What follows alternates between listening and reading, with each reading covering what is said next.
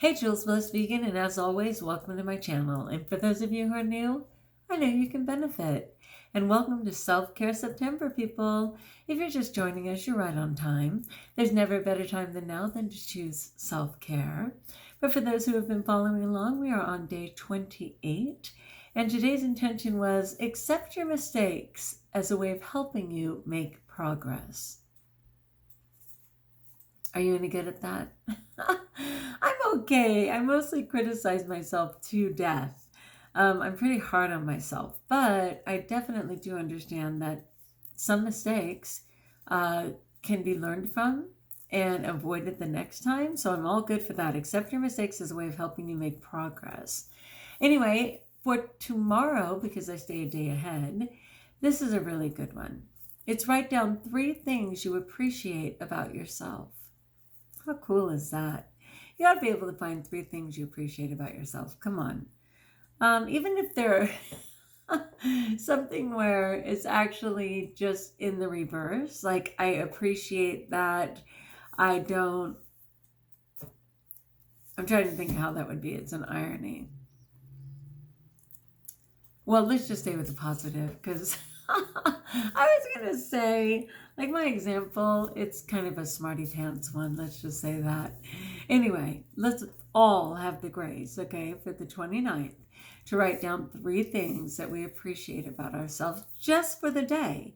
It doesn't have to be life-changing. It's just that day. What are 3 things you appreciate about yourself? I will think about that tomorrow, and I will absolutely let you know tomorrow. But what I wanted to talk about, of course, is the icon for this video. Did you look at that? Oh my gosh. How powerful is that? It's not about just taking off the fat suit, okay? And I know there's some people who most certainly have never even been fat. Sadly, the perception might be fat though, right? Like there's people who have a morphed perception of who they are, and even though they've never been heavy in their life, for them, they're heavy, right?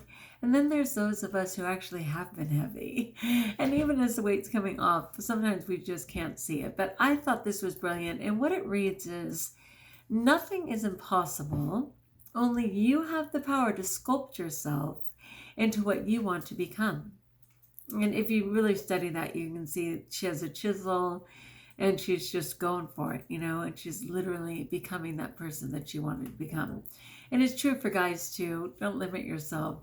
So nothing's impossible. Only you have the power to sculpt yourself into what you want to become. Of course, as a God person, I would counter argue that my power is from God, and that I most certainly need to ask him in my surrendering, right? To get the strength that I need to actually act on that. And I don't always trust God's way, as you know, hence the reason I don't let weight off as quickly as it might naturally come off, because I'm always busy trying to protect myself from what may or may not be. And praise God, as an adult, I'm much safer than I ever was as a child. I was never safe in either body, though, whether I was 300 pounds or 100 pounds. Predators are predators. And I just have that thing on my forehead that says, "Hi, abuse me, please." I think it's improved, but sadly, that has been my truth for most of my life. So nothing is impossible. Only you have the power to sculpt yourself into what you want to become. I agree with it, but I also agree that it helps to have community. It helps to be able to call on a higher power, which for me is the creator of the universe, and to just make sure that you have a good support group around you. But that's a pretty powerful one.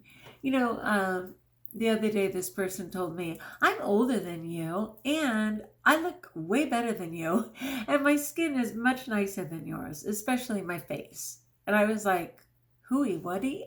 I couldn't believe they said that. And then I looked at my face and I was like, okay, maybe they have no idea how much my face has improved. I mean, seriously, just from even things like brown spots coming, naturally removing themselves, certainly getting a chin, which this same person, to be fair, had compared, forgive me for laughing, I'm tired, had compared me to a bowling ball.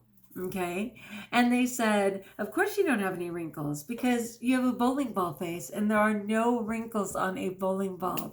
Okay. So your question is, why are you hanging out with an abusive person like that? Fair enough. Well, when I think about it, fair enough. So I went from a bowling ball with no wrinkles to, yeah, come on, looking my age a little, getting some structure and inevitably some, whatever they're called, wrinkles with it. But to say that my skin is in bad shape, I have to disagree. I'm sorry, no. Because I've had bad skin before. Not really. To be fair, I've never even had acne. But I just mean skin that was covered in a lot of nonsense, which is starting to come off with my vegan diet. So anyway, I just thought, you know what? Those people's opinions will never get me to where I need to go, you know? And that idea that I get to sculpt the way I want to become is very empowering. And one of those is to make best choices in terms of who you want in your life, right? All right, my friends, as always, I am in the thick of it with school and I got to get on, but I wanted to check in with my Jules Blessed Vegan community. So like if you like, join us if you haven't, subscribe. Let me know in the comments below how I may support you, especially spiritually, with your prayer life. If you need me to give you a compliment, unlike the one I didn't receive. And until we talk again, best of all, as I will trust you, know that you are blessed.